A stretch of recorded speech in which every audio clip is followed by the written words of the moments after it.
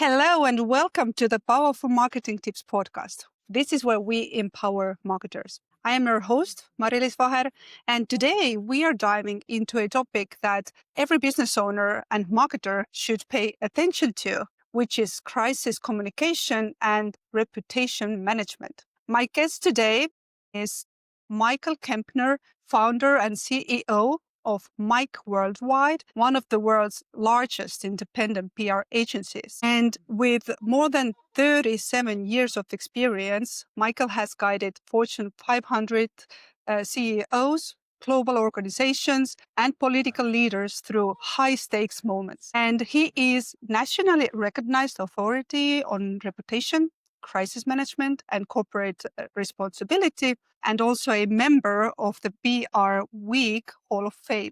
And what I love about Michael's expertise is he makes this crisis planning feel doable, even for smaller teams who don't have maybe this corporate level resources. Hi, Michael. How are you today?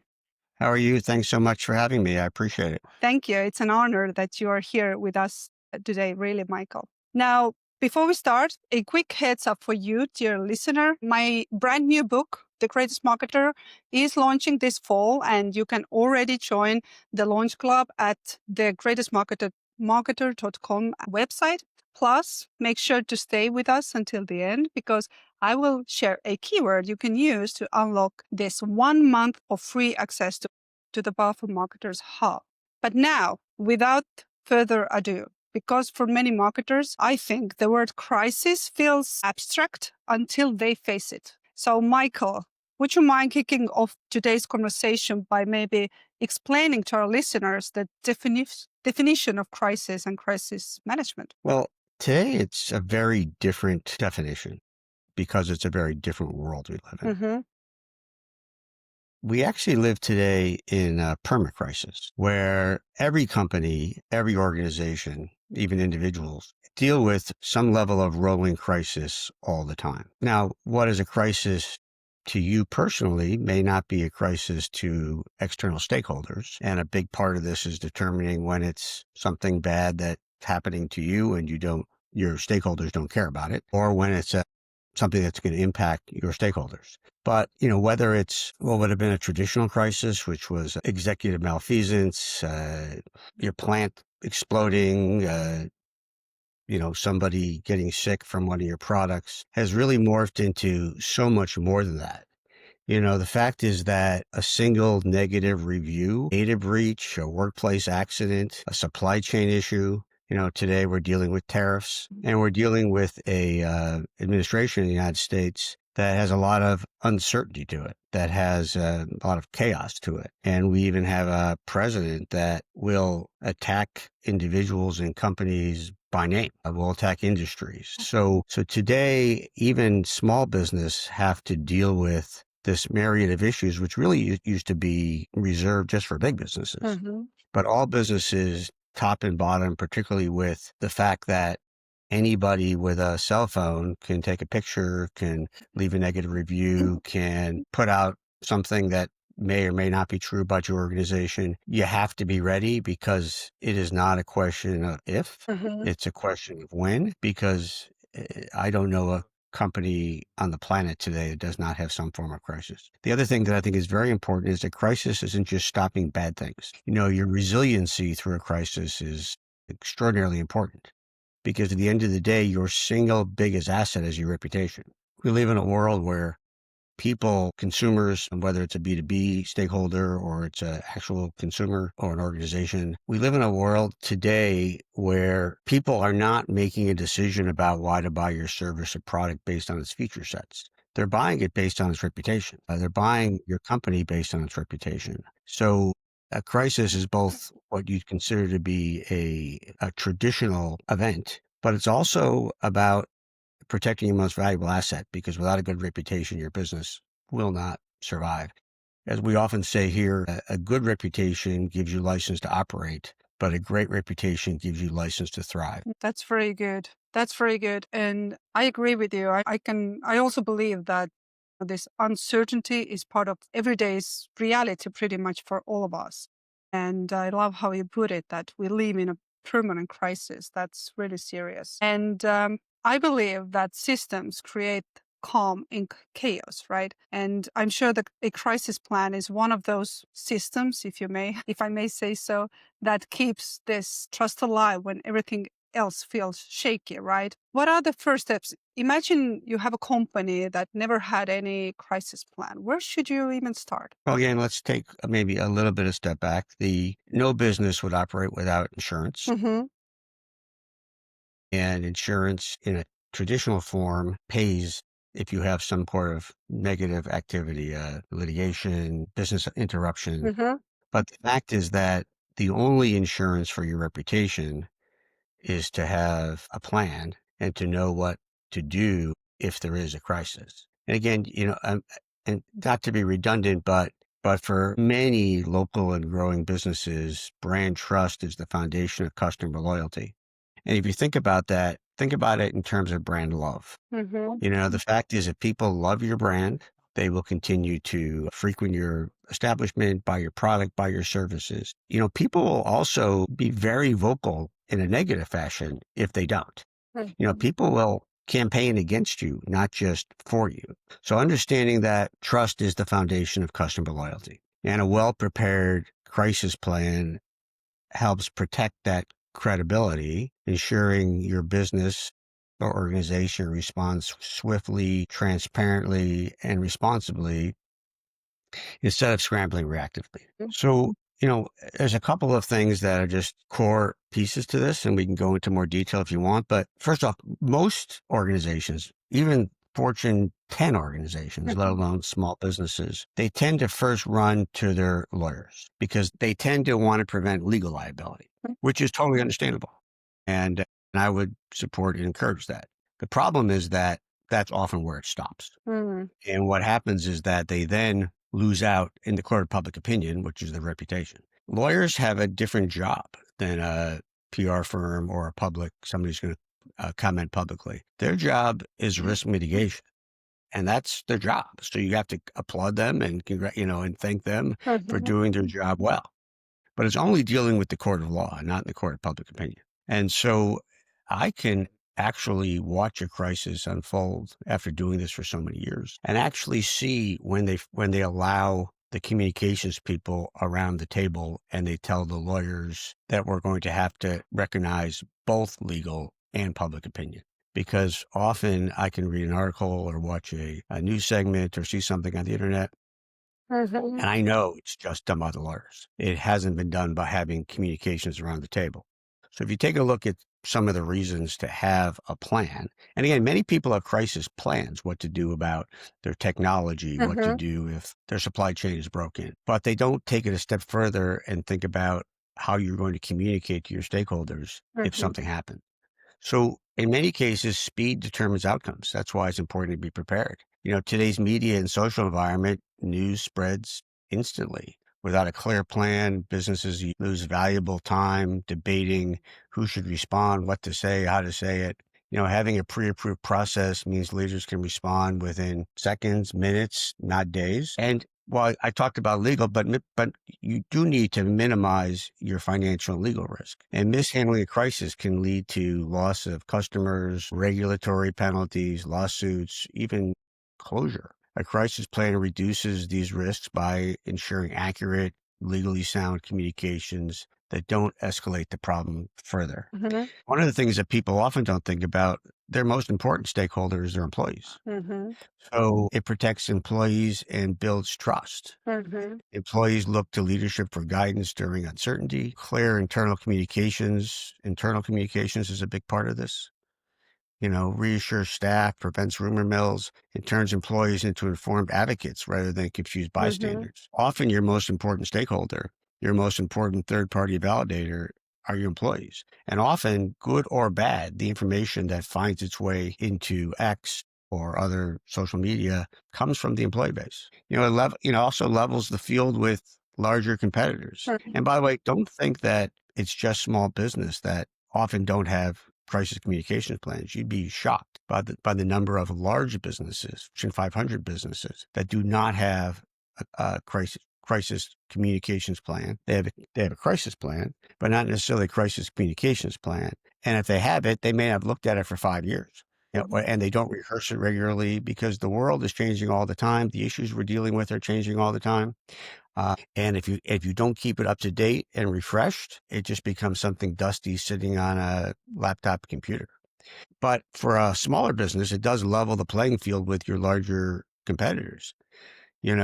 Larger competitors have entire departments managing crisis response, but small business can still protect themselves with a lean but efficient plan. This preparation signals professionalism, builds confidence among customers, and if you have investors and community partners. One of the things that very early on, Ray Kroc, when he built McDonald's, he believed in something called goodwill banks. And that has not changed even with technology. You don't want to go to somebody for the first time when you need them. So develop a relationship, whether it's with the local police department, the fire department, the local newspaper, figure out regulators, figure out who your core stakeholders are, and make sure you have a relationship with them in advance. Because people who know you, people who like you, are going to tend to give you the benefit of the doubt. If you don't know them, that's not going to happen. And the other thing that's really critical is that, the right kind of plan, if you have a crisis, strengthens long-term resilience. A crisis plan isn't just about damage control. It's also about recovery and reputation and rebuilding. Small business that handle crisis well often emerge stronger, demonstrating accountability and resilience that deepens customer loyalty. So much about a crisis, sometimes just bad things happen. So much about a crisis and so much how you are judged is not necessarily on the reasons the crisis happened, but on how you handle it and how you communicate it. So the bottom line is a crisis comms plan is not a luxury. For small business, it's actually survival insurance, or I would call cancel insurance. But we all live in a world of, we're one comment away from being canceled. But it's survival insurance, protecting reputation, stabilizing operations, and preserving trust when it matters most. I love that. There's so many good things right now, and I tried to do some notes, but they all pretty much. I'm sorry I talk so much. No, that's very good. I just want to make sure that I get you right. First of all, building relationships before you need them.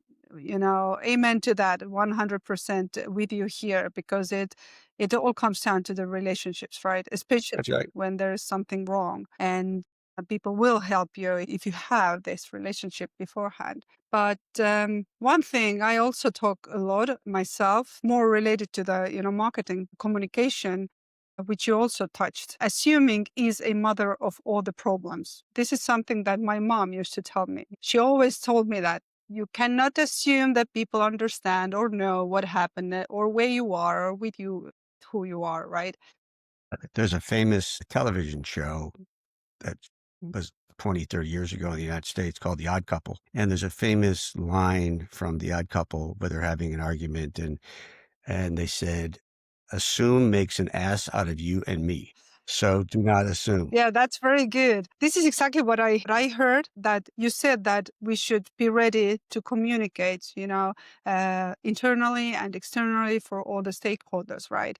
So I think that's really important. And I don't know, for now, I just wrote down some notes that, okay, probably we should prepare our crisis team and roles, who are responsible for what, right? And probably it would be very beneficial if we would map out the stakeholders so that we wouldn't forget when the time comes, right? Because oftentimes in crisis, you are maybe lost yourself and you just need to have, is this why we need this plan in advance? Well, let's talk about some core principles here about crisis planning. So speed matters. You want to set your own agenda, because if you don't set the tone, if you don't set the agenda, I can promise you somebody else will.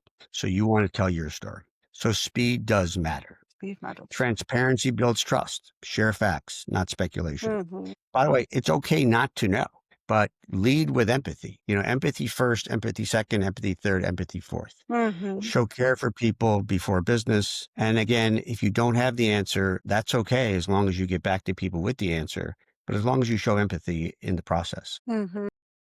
And that goes back to transparency, and consistency is key. Aligned internal and external messaging. Mm. And then, and then think about, who is your crisis response team? Now, in a small business, it might be the owner, might play every single role, but, uh, you know, who's going to be the leader? Who's going to be the spokesperson? It's an owner, senior manager. It's a final decision maker and a public voice. Mm-hmm. Who's the communications lead? And again, in a small business, this all might be the same person. Manages messaging, approvals, and social media. Think about just the need to get approval on things. It could take hours if you don't have a streamlined process. Mm. Who's the operations lead? At the same time you're managing the crisis, someone has to continue to run the business. So ensuring the business continuity and facts gathering needs to continue to move forward.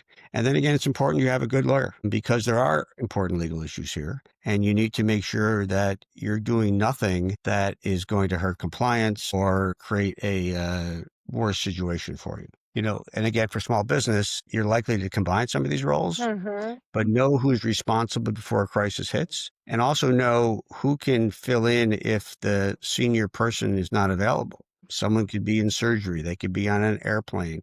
They could be somewhere where there's no Wi-Fi service, and you can't get paralyzed just because the senior leader is not there. So have certain other levels of leadership. No, that's very good. But can you share I'm sure you have a lot of stories, but maybe you can share an example, how this bad press can be turned maybe into a brand building opportunity. Is it even possible? I don't know. Because I understand if we are well prepared and we do everything by the plan, probably it won't go bad, right? But I'm sure you have some experiences where, the bad press happened. And is there a way back from there or not? Or Yes, I mean, there's a recent example. I think the whole world saw what happened with Coldplay, and they had the kiss cam and those two people. Well, yeah. it was pretty bad. It was pretty bad for them. But the company actually, no one had ever heard of this company before. And the company actually took a big risk. They turned it into humor. They actually used it in a way that turned the crisis into a positive. Mm-hmm. They did the right thing. They removed the executives. Mm-hmm. They acted with transparency. They acted with strong ethics. Mm-hmm. And then they turned it into a brand and marketing opportunity for them. So that was an impressive crisis that was able to actually help brand building for that company. Mm-hmm. Mm-hmm. I'm not saying you should always make fun of it and be funny, but um, but there are plenty of companies that have done things right, and people have applauded their actions, and they've moved forward stronger than they were even before that. Actually, that's quite a good example, to be honest, because this is something that only leaders can do to keep up with customer trust. They should be transparent and just as you share, right? They did the right thing, so that's really important. Well, I think that's right. I think that a lot of times you hit it on the head. People say, they might have screwed up, they might have messed up, but this company did the right thing. Mm-hmm. And at the end of the day, it's all about doing the right thing for your myriad of stakeholders. No, that's very good. But let's talk about marketing also, because for me, communication is aligned with everything what happens in marketing, right? Unfortunately, many CEOs don't appreciate, or rather they don't understand the value of marketing, right? I also found a study that reveals that over 70% of CEOs don't trust marketing or marketers. Primarily, of course, because they struggle to see the connection between business growth and marketing, right?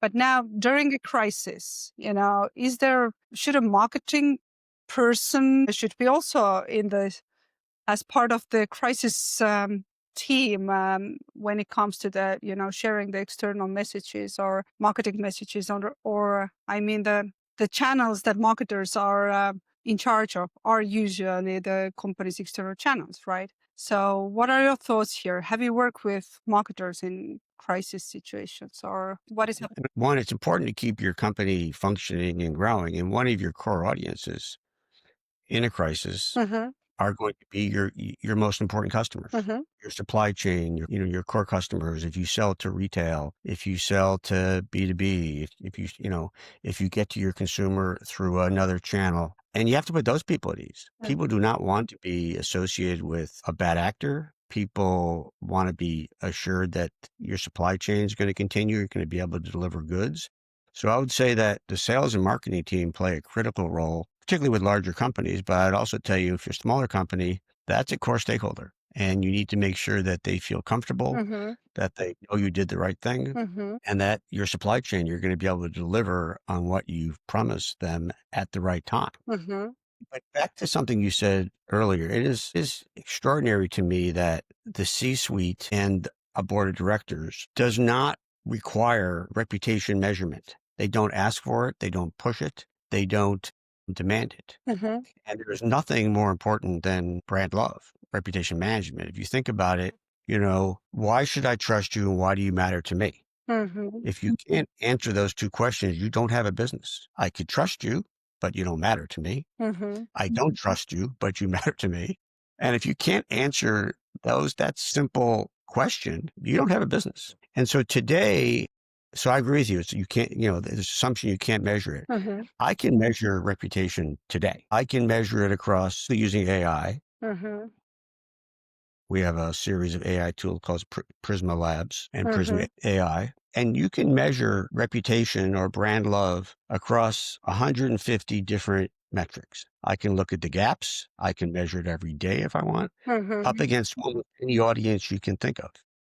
And then tell you what you need to do. We can even measure it down to the fact of where it's going to impact sales, positive or negative, where it's going to impact, potential employee acquisition, positive or negative. And so the fact that executives in the C-suite and boards don't require a continuing report and measure of reputation or measure of brand love, to me is not practice. But to your point, they tend to focus on other metrics. That's true. I agree with you 100%. That's why we are here to empower marketers, right? Because we want to, we want to support them. And talking about the, maybe digital and social media, which are also very important platforms nowadays. I mean, social media can fuel a crisis as much as it can help calm one, right? What's your advice maybe for handling social media or maybe even misinformation online? I mean, should brands ever respond to maybe trolls or negative comments during a crisis? Or is silence sometimes the best choice for marketers here? Well, again, the fact is that social media is the whole ballgame. The speed, the level, the depth by which it impacts what people think. Also remember the press covers the press. So when I first started, if ABC here in the United States saw an article in the New York Times, they wouldn't quote the New York Times. They would do their own reporting. They'd get their own sources. Today, the press just covers the press. So if CNN were to write something and it was wrong, everyone would still write it anyway because it's about following the pack and it's about need for speed. And no one wants to be left behind. There isn't, there's usually a lead steer. So one of the things you can do, there's an 80-20 rule. I mean, using technology, again, this may be above the ability of small businesses, but using technology, you can see where the 20% of the people that are impacting 80% of the conversation. So now how do you get to those 20% of the people and make sure that they have accurate and timely information? Should you always respond? No, but I would argue that you should mostly respond. Now the question is, what's the response? How are you getting back to people? What are you saying? But disinformation is depending on the crisis, is going to be a huge part of what you have to deal with. The other piece is that misinformation itself could be the crisis. Misinformation does not have to be a result of the crisis. In many cases, misinformation is the crisis. And so one of the things that are very important as well, we talked about building relationships. Who are the third parties that can speak on your behalf? Who are the third parties that can make the appropriate comments? Because people believe third parties more than they believe the company. Okay. And why is that so? Because they are not connected directly to the company, or? Yeah, people believe that, the company is just trying to protect themselves. They've got a vested interest. And it doesn't mean that they don't believe the company, but often they won't. And so if you have good, credible third parties speaking on your behalf, much more believable. And the other place is that I've seen many, many third parties that will enter the conversation, pro or con.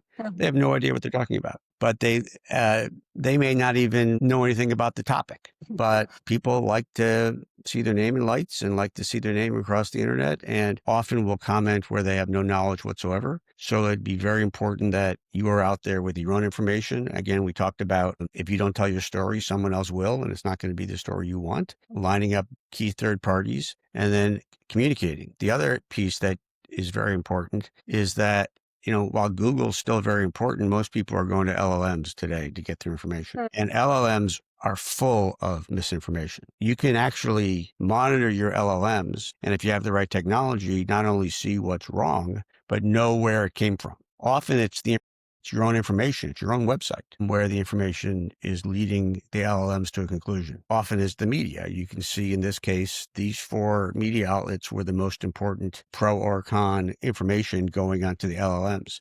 So a constant monitoring of your LLMs as well as Google to see what information is out there is critical. No, that's very interesting. And now, as I were listening to you, what do you think of AI generated content and the deep fakes rising? I mean, probably there are some new challenges maybe that you can see for crisis communication in the near future that might happen, or what are your thoughts here? Well, I'm going to give you a contradictory opinion. Okay. On one side, AI, the best thing that's ever happened to communicators. I use it. I'm not talking about having it. Obviously it helps you write, it helps you research, but I find it to be my most important thought partner. Just, I ask it questions like it's a person. So it helps me to organize my thoughts, helps me to think, helps me to organize some of the things I've written. I don't really use it to write for me, but I use it to help me write better, help me think better, help me measure better. Today, we live in a crisis, go back to crisis. We live in a crisis of confidence for marketers. Every CMO, every marketer is just afraid of getting fired all the time. And so we have a philosophy that talks about how can we create greater precision in our recommendations that will lead to higher probability of outcomes, which then helps CMOs to feel more confident in their decisions. So there's a whole variety of ways that AI can really help create higher confidence, higher probability, figure out where the problems are coming from, back to the 80-20 rule. But at the same time, deepfakes are going to get worse. Deepfakes are going to get worse. Misinformation is going to get worse. The ability for your competitors, adversaries, even your fans to have inaccurate information is going to get deeper and deeper and more prevalent. So again, there are tools coming out as fast as the deepfakes are coming out. Deepfakes get better, tools get better. Deepfakes get better, tools get better. But it's a very significant problem. It goes beyond communications. It's a massive societal problem. And as marketers, it's something we have to deal with and continue to be vigilant in slapping that down. Yeah, and I agree with you. The deepfakes are going worse and also the tools are improving. And it's like a never ending cycle. Right? And, and people make money off it. So it's not as if it's just about beating you up. It is, people are out there. Some people do it just for fun and to beat up a company. But, you're talking about state-sponsored, large organizations. They make money off their deepfakes. Yeah. And so it's a compelling business if you're a bad guy. Yeah, that's true. So talking about how we can support marketers here. So are there any, I don't know, myth or, something about the crisis communication that you would love to debunk right now for marketers and tell them that it's not as terrifying as it sounds, maybe, when the crisis happens? Well, it is terrifying, but so I would say there's 2 things. One is that I have many people call me and want to hire us to manage a crisis. And then I go through it with them and I say, it's not a crisis. It's a crisis to you. It's a crisis to your family, maybe it's a crisis to your employees, but nobody in the world cares about this. Yeah. So you may have to deal with your employees. You may have to deal with a small circle. And I tell them that here's what I would do with this, but it's not a crisis. So really understand what's a crisis to you and what's actually a crisis to your stakeholders are very different things. The other thing that is very important is that you don't have to have all the answers. Too many people are afraid to communicate because they don't have all the answers. Mm. And people will understand you don't have all the answers as long as you are truly empathetic, transparent, and act with concern. So that would be my biggest, is that don't feel like you have to have all the answers, but be honest in your ability and your sincerity that you're going to get the answer. That's really relieving, to be honest. So it's all about authenticity and just being honest and transparent. Authenticity, trust, and if I could again give you one thing is, how is this going to impact the post-crisis reputation with your community, with your customers, with your employees, with your shareholders, and with other stakeholders? So at the end of the day, it's Right. reputation, reputation, reputation.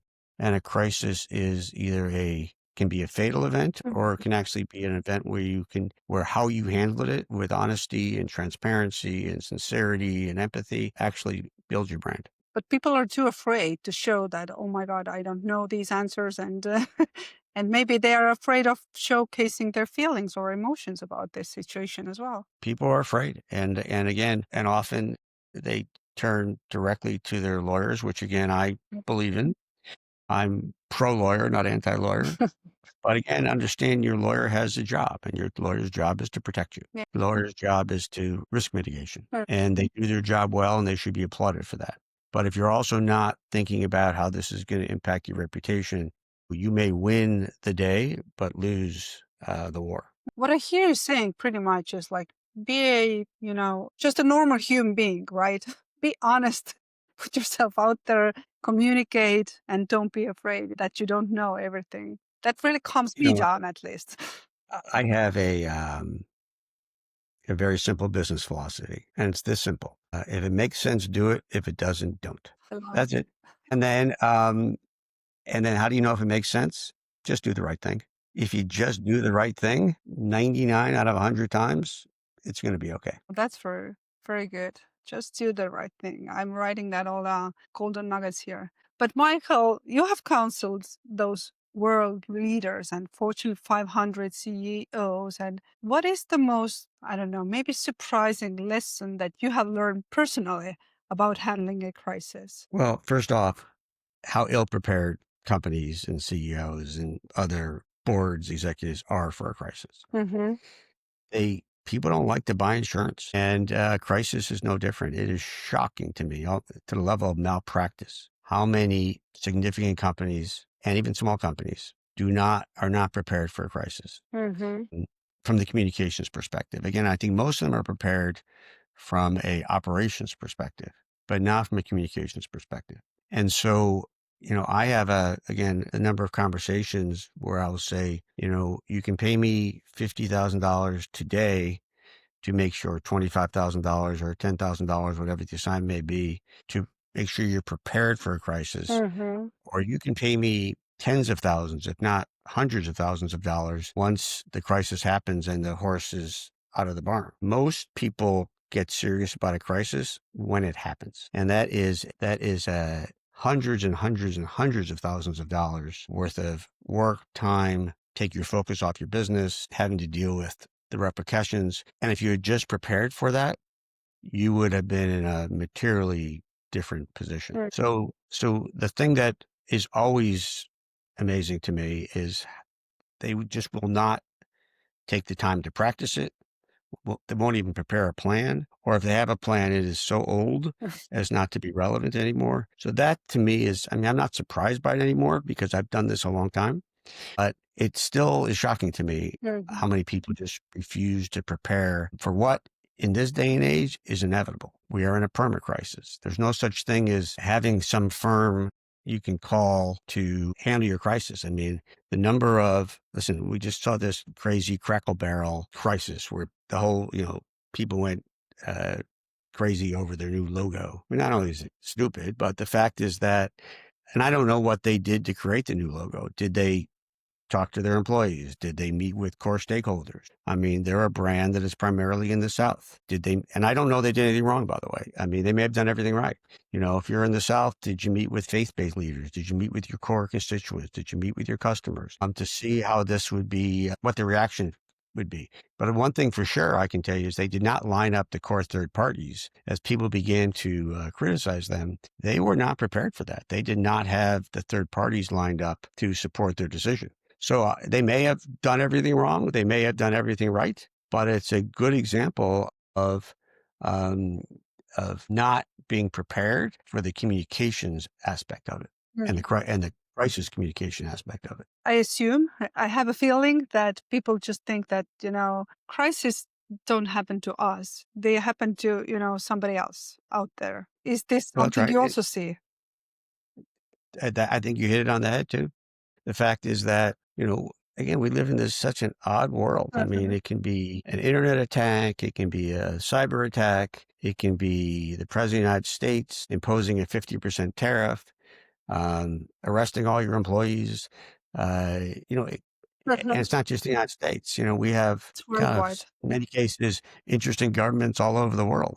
But even in what I would call a non-controversial government, just the actions of government, the policies, the pros and cons, an employee malfeasance, an employee attacking you, a CEO. We saw Nestle this week, last week, a brand new CEO has only been there for less than a year, but was involved in some kind of relationship with his employee and had to leave. So this is so things that would have never been public before, everything is public today. So if you don't truly understand or believe, you live in a perma crisis, and it's not a question of if, it's a question of when.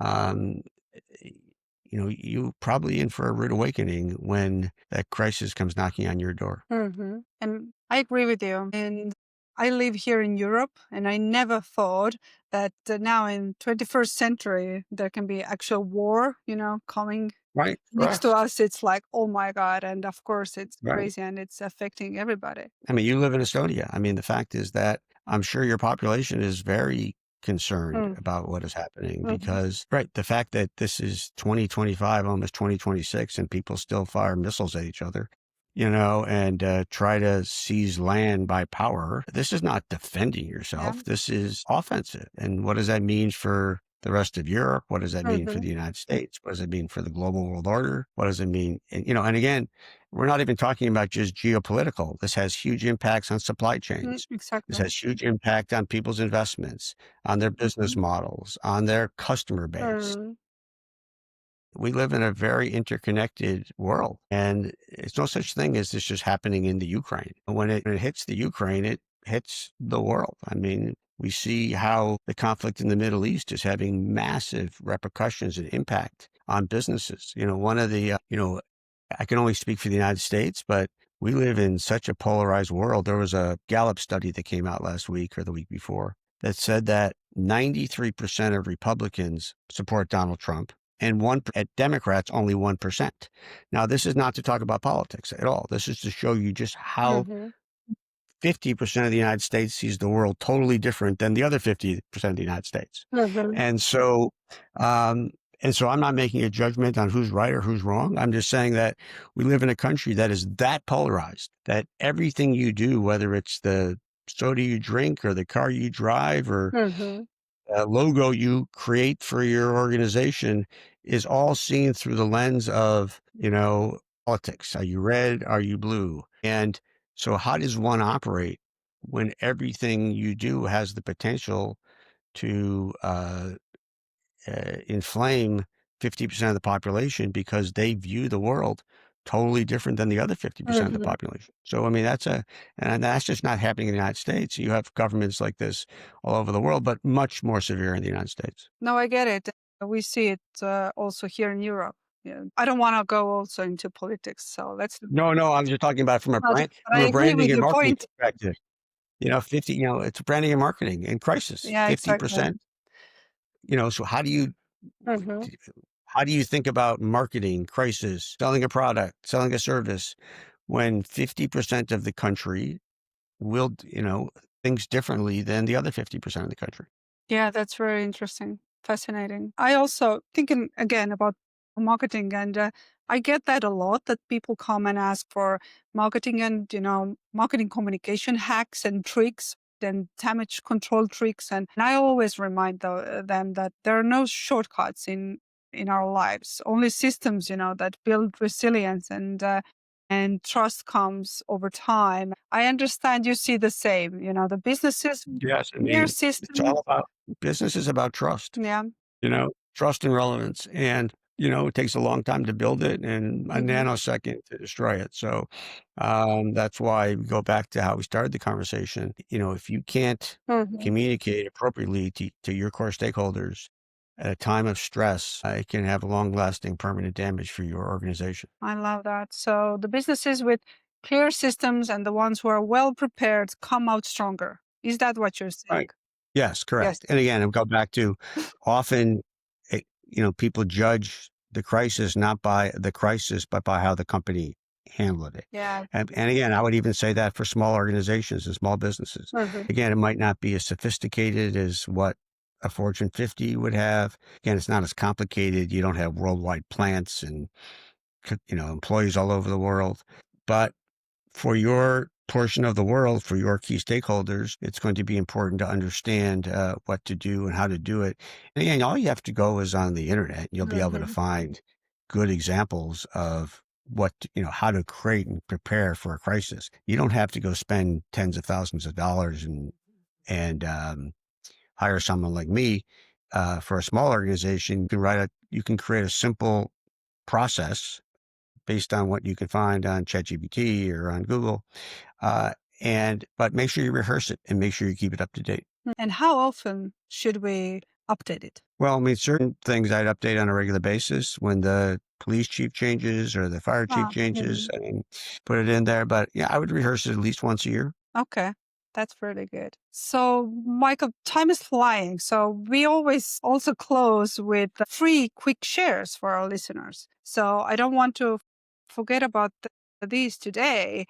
And I hope that you come with one inspiring quote that resonates with you, one song that motivates or grounds you, and, call to action that our listeners can take right now. My most important quote Mhm. in management and how I run my business, and I'm going to paraphrase, it was a quote by Eisenhower when he was a general. And it was leadership is the art of, again, he used men, today I'll use people, but leadership is the art of men doing what you want because they want to do it. And what that means to me is that it doesn't matter what your title is. People assume that just because you're the CEO, people do what you want. It doesn't work that way. If you can't have people part of the journey and bring them along as part of the journey, have them buy into why something should be done and make them excited about it, they're just not going to do it. Or if they do it, they're not going to do it well. So how do you get people to do what you want because they want to do it Mhm. is a huge part of how I look at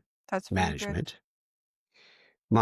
The song I would say is Beautiful Day by U2. It's all about gratitude, right? It's a reminder of optimism, gratitude, and perspective. Even when things aren't perfect, there's beauty and opportunity in moving forward. It aligns with a leadership philosophy that balances ambition and positivity. That's really good. Really inspiring. And what was the third one? Clear call to action or something that our listeners can take, do right now after listening to this episode. Well, again, put together a plan, rehearse it. Remember that the only capital that matters is reputation, which comprised of trust. Trust is the key for all your stakeholders. Mm-hmm. Make sure you communicate with them, communicate often. But again, I would say that focus on your reputation. And I'm going to be redundant again, but even a good reputation, a bad reputation is not survivable.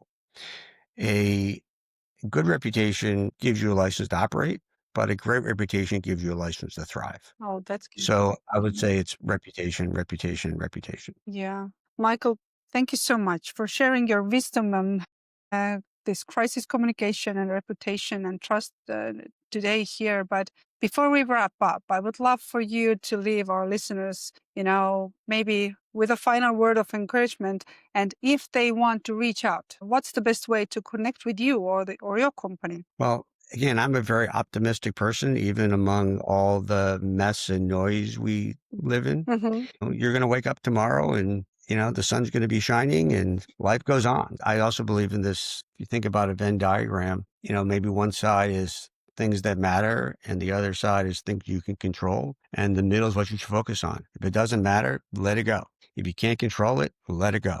There's enough in the middle that you can control and that matter, and focus on that. And if you want to ever reach me, I'd love to hear from you. The best thing to do is go to LinkedIn and message me on LinkedIn, Michael Kempner. I get back to everybody. That's perfect. And we will put all the links next to this episode, so they will find it, and also your website link. So thank you once again, Michael, so much. It was really interesting discussing this. It was fun, and thank you so much for having me. And anything I could ever do, please let me know. I will. Before we leave, for everyone who listened to us, don't forget, go to the greatestmarketer.com address. This is the book coming this fall, and you can already get a sneak peek there. And also use the keyword podcast to claim this 1 month free access to the Powerful Marketers Hub. And thanks for tuning in. May you grow into the greatest marketer you can be and keep shining bright. Thank you. Thank you so much. Bye.